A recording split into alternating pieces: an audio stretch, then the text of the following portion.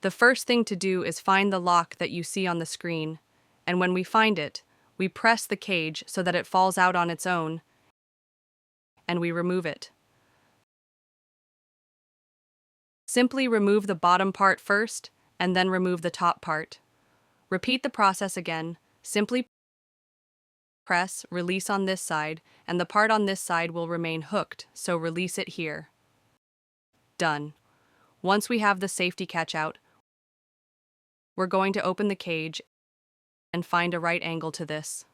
What's going to happen? This, which we're going to call the detonator, always has to remain as follows. Downwards, it must always remain like this. And this is the door. And this is the counter door, the back door. Once we have this clear, we can move on to the next step. And for this, I'm going to give you two options for placing the springs, which are what will give the cage its strength and functionality. The first option is as follows. At the back of the cage, you will place the smallest part of the spring, which is the bottom part, below the middle, right? Once you have placed it like this, we are going to stretch this part a little bit to put it here, okay? Just as you are seeing on the screen, like this. Quite simple. It does not require much force. We are going to do the same with the other side. So first we hook it here underneath. Remember, it is extremely important that you do it underneath, below the middle. As you can see, then pull the door a little so that you can hook the hook like this. Remember that this may happen to you, just pull it and put it back like this. Now we have the trap set. The idea is that it should look like this. Now let's start with the third step. What is the third step we are going to take? We are going to open the cage as follows and place it like this, embedding this line in this hook here.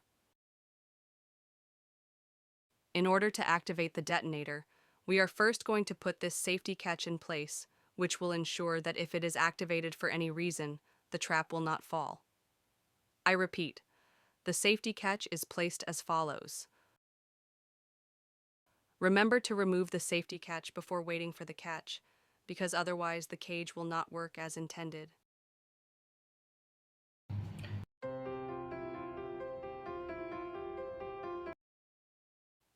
When you want to disassemble it, the first thing you will do is the same. We will repeat the process in reverse.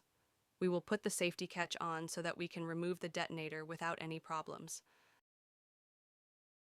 Then, we will remove it, close the cage, and remove this in the same extremely simple way, as you can see. The order doesn't really matter, whichever is easier for you.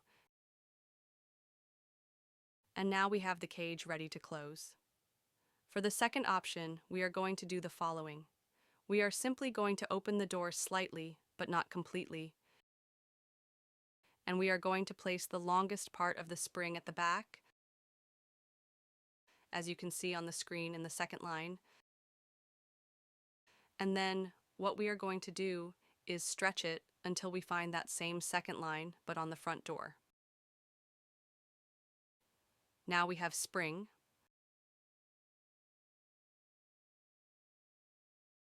The second step is to activate a safety protocol, which we will see in more detail later, and that is to place this hook as follows inside this long part here. We simply place it, hook it in like this, and that's it. I hope you can see it clearly. Now that we have that, we can put the other hook in the same way. Remember, second line both at the back and at the front door. And now we have the cage activated in the same way. The only difference is that since the springs are inside the cage here, it takes up a little less space. But in reality, the first option I mentioned is much more comfortable, safer, and overall better. So remember, we give you both options anyway.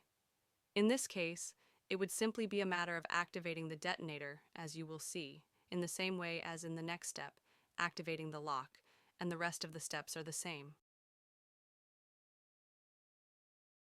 To remove the springs in this case, it's the same story. We simply remove the longer one first because it's easier, and then we remove the smaller one. We simply remove it, remove the hook, and close the cage as indicated in the next step. Now we have the cage ready to close. It's possible that at some point something might get stuck, so be a little careful. A little care. Simply adjust it. It will tell you where to look. As you can see, it is not letting me close on this side, but it lets me close on this side with ease. Once you have it like this, close it first, take the counter door, and then put the door in place. As you saw, it got tangled up. We simply adjust it. It is not difficult at all. Once we have it like this, we're going to close it. How are we going to close it? The first thing we're going to do is insert the hook like this at the top, the part without the doors, and then we're going to pull like this to be able to put the hook here. Pretty simple. Thank you very much for watching this part of the video, and remember that if you have any questions or concerns, you can write them in the comments. Have a great day.